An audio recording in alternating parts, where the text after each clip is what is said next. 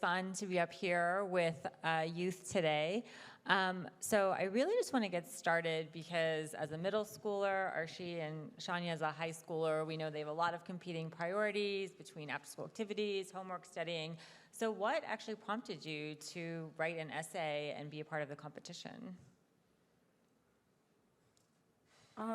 So for me, especially, it was, well, for me, it was kind of a backward process. I had a topic picked out already, and then I got familiar with the India Philanthropy Alliance essay contest. And my topic was obviously the caste system, if you guys have read it. And when I heard about the IPA contest, it was really thought-provoking. Like, how can I write about my topic in such a way that reaches so many people that actually have the power to help me be actionable on the topic and the problem? And so, yeah, that got me into participating in the contest. Great. Aarshi. Right, well, I wrote about the problem of poverty in India. And every year, me and my family would go to India. We would go to Delhi, which is one of the most urbanized areas. And there I would see extreme wealth and also extreme poverty. One instance that really stood out to me was when me and my mom were at this outdoor shopping mall, and this skinny, frail-looking child came up to my mom and asked if we could give her some food. And I was shocked because I just couldn't comprehend how some little kid, probably about 7 years old, who should be in school, learning, having fun right now, has to beg for food just to feed her family. And that really stuck with me. So when my mom sent me this link for the India Philanthropy Alliance essay contest, I thought that would be the perfect venue to really show that poverty is an issue in India that I think needs to be addressed immediately, and I think that providing the solutions would really help. So, yeah. Thank you. So you heard the topics that were chosen were poverty and the caste system. Tell us a little bit more about how you even came to learn about the caste system. I learned today that she moved to the United States when you were about 8 years old, and I was born and raised here, and so it took me a while to kind of learn what it was like, what that meant, and so I'd love to hear more about what kind of shaped your perception of the caste system and learning and understanding what different castes mean. Yeah, sure, Mona. So something about my family is my parents especially, they make it a thing about going to India really often, like once every 2 years. And whenever I go there, I see the stark difference, like where my family lives, those rich condo gated communities. And then right outside, we see the slums, and then the people on the road, the people coming to our house as servants. And that has always stood out to me. In India, it is the norm that if a darker skin-colored person comes into a mall, per se, then people would, give them side eyes or kind of avoid making eye contact. Obviously, here in the US, doing something like that will make you look stupid. You can get in serious trouble for it. But over there, it's just the norm. And if you feel awkward, it's your problem. So that's, always, been in the back of my mind. And that's where I've heard of the caste system a lot. Like, I've read about it. We study it at school. So that's how the caste system topic has stuck with me. Oh, great. In your essay, Aarshi, you talk about a lot of different contributing factors to poverty. If there was one specific factor that you think, the people here in the room could really help make a difference about, which one would that be? So one of the things I mentioned was sharing skills. And the gist of it is helping people help themselves. So how I see it is that giving funds, giving money to people, donating money will only get them so far. There are several organizations that I've seen that help underprivileged people get vocational skills, such as learning how to drive a rickshaw or an auto, or learning how to become a nurse for women who were victims of domestic violence. And I think by equipping people with these skills, people can make the lives better for themselves and their children, and not just by giving money. So I definitely think that donating to nonprofits or just going to India and helping people out would be a really great way to help end the cycle of poverty. Thanks. And Shaunya, you mentioned, 1950 India technically outlawed the caste system, but clearly there's a lot of inequities that still exist. So can you share a little bit more about what's contributing to this cycle and why the Dalits, the untouchables specifically, still are having such a challenging time? Yeah, for sure. And I think people before me, obviously have talked about the cycle of poverty. From how I understand it, the main thing is the lack of education. And for example, you look at the college application process in America. They take a very, just like kind of getting sidetracked here, but they take a very holistic approach. They look at all the factors, you've been going through in your life. Versus in India, it's like very test scored based. You're a 98 percentile student versus you're a 99% percentile student. And that's what gets you into really high colleges that will ultimately get you a good job. And kids my age who don't have access to those really high test prep books or those classroom workbooks that are so in demand, they will get trapped in the cycle of poverty because they cannot get to beyond that secondary level education. They can't even get through high school most of the times. And because of that, they won't be able to find those higher sector, higher paid jobs, and that puts them back into those menial jobs and employment roles in their community. That keeps the marginalized cycle keep going within generations. So lack of education. Thanks. So Aarshi, in your essay, you talked about how when you had this interaction with this young girl, your mom ended up buying dinner or a meal for the whole family, which I know, we all try to do our part and kind of do these small actions that we can. Can you share a little bit more about other things that you've personally done to try to help with this issue of poverty that you see in India?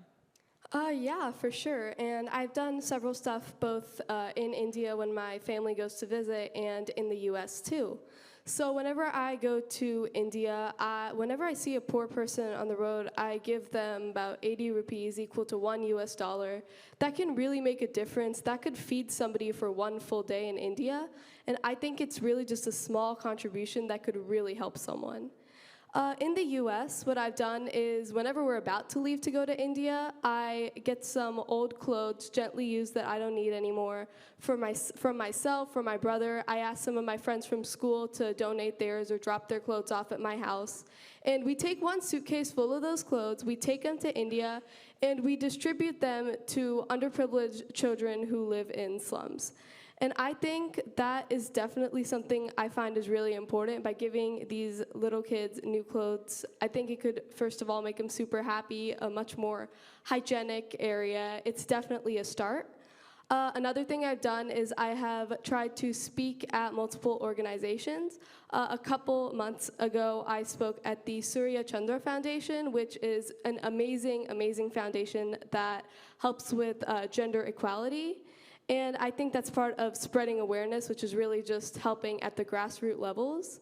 And I think that if we could all just help spread awareness about stories that we see in India, things that we see, just showing how much poverty really affects people's lives, it would make a huge impact. Thank you so much. So one of the themes, today is, of course, how all different areas, whether it's health, climate change, education, they're all interconnected, they're all intersected.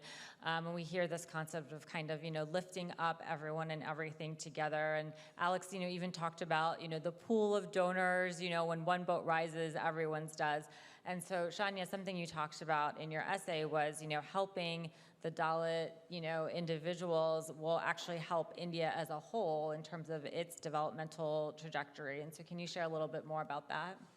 It's pretty obvious as employment increases and you get more people in the workforce and more people doing part of the economy that actually helps India grow. India's economy as a whole will grow. Everybody will benefit.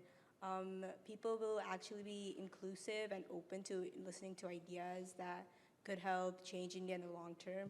We all talked about sustainability a lot. Obviously, that's a factor here. And that's why, I feel as if everybody should be able to, have access to that education that not only benefits that individual, but it benefits the entire community, the entire country as a whole. Thanks. And so as a part of this essay competition, each of these young ladies was given $1,000 to donate to their charity of choice. And so could you each share, the organization that you chose and why? And we'll flip it, and we'll start with Shaunya.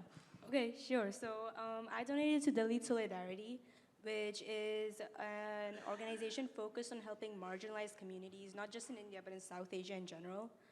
And I first heard of them, I obviously researched different organizations to donate to, and their website really stood out to me. I'd signed up for the newsletters a couple months ago, and I would be getting these weekly emails about the work they've been doing.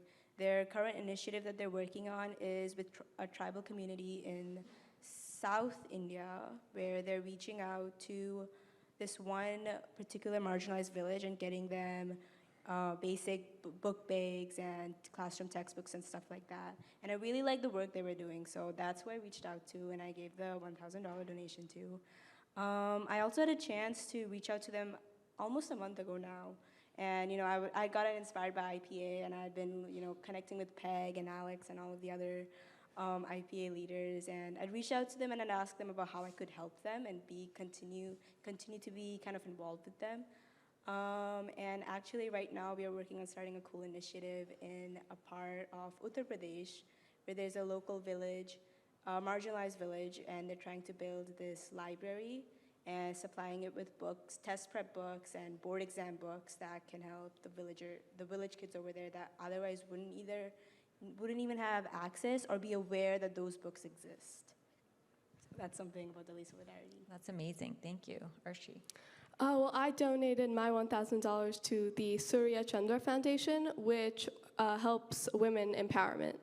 I think that poverty and gender inequality definitely have a correlation. When young girls aren't educated because they have to stay at home and work due to the enforcement of these traditional gender roles in poorer areas of India, then women aren't able to be educated. They are trapped again in the vicious cycle of poverty, and it's even worse for women who are already in poverty. This is a really worthwhile foundation, and yeah, I think it's great that I donated to them. That's great. So that's what you were able to do with $1,000. Now I'm going to ask you, if someone gave you $1 million each, what would you do with that? How would you invest that in some of the issues and causes that you see in India? I'll go first. Yeah, sure. I love animals. I'm kind of getting sidetracked here, but I love animals, so I'd probably just use like $500,000 to buy dog biscuits for a bunch of street dogs and just go around the park and eat all the little puppies. I love animals. The other $500,000, I would definitely just want to donate to the underprivileged communities. I would want to donate to the foundations that help people gain the skills that they need to get employment and therefore make a better life for themselves. And I think in India, since there's the currency conversion rate, $500,000 would be such a huge amount to give to people. And I think it could make a huge impact in so many people's lives. Thanks. I've been sitting in the back over there all day, and I've been trying to absorb all the wisdom coming out. And one thing I learned today actually was about how you should donate or invest money in organizations that don't focus on short-term impact, but focus on sustainability, focus on helping with resilience and building resilience in a community. I would have to do my research for that, figuring out where to donate my $1 million.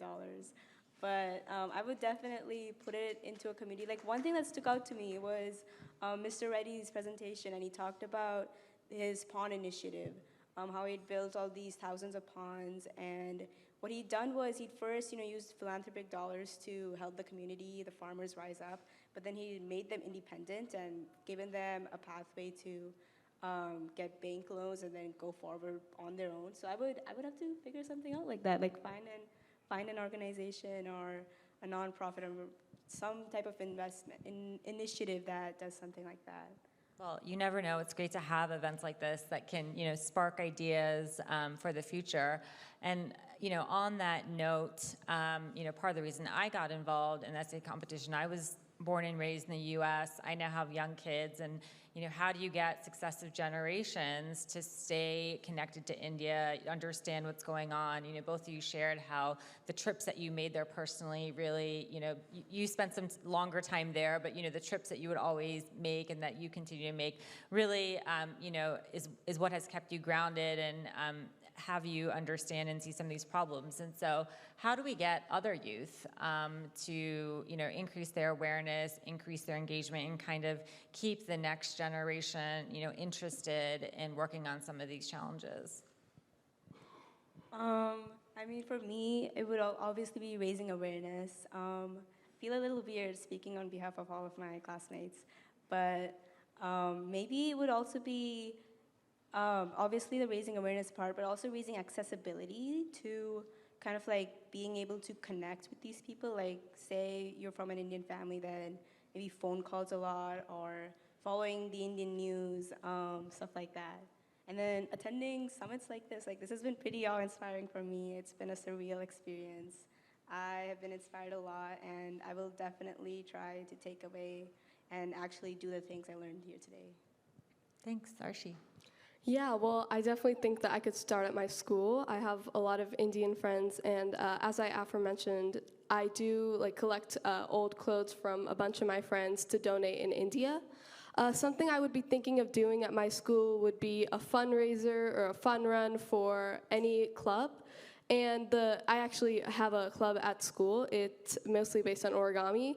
But I think that it would be really important for us to just have a couple fundraisers to raise money for these important causes in India. But I definitely think that starting at my school would be a good idea. Thanks. And my last question that I have for both of you is that you have this captivated audience here.